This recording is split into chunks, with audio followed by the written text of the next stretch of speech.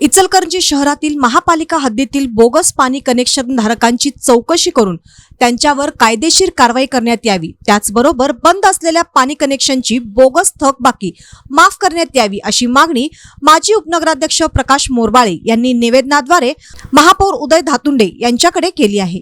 निवेदनात इचलकरंजी महापालिका हद्दीत एकूण 63,329 इतकी मालमत्ता धारक आहेत।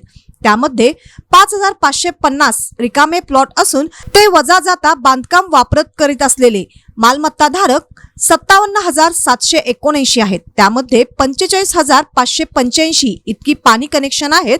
याचा अर्थ शहराला 12,194 पाणी कनेक्शन बोगस आहेत। त्याची एकूण थकबाकी 23 कोटी रुपये इतकी असून ती वसुली होणे अशक्यप्राय आहे। त्याचीही चौकशी करून बोगस पाणी कनेक्शन असणाऱ्या मालमत्ता धारकांवर कायदेशीर कारवाई करण्यात यावी। तसेच ज्या मालमत्ता धारकांनी पाणी कनेक्शन बंद असले संदर्भात अर्ज दिले असून येणारे बोगस बिल रद्द करण्यात यावे अशी मागणी केली आहे। त्या संदर्भात धोरणात्मक निर्णय होऊन बोगस थकबाकी माफ करण्यात यावी।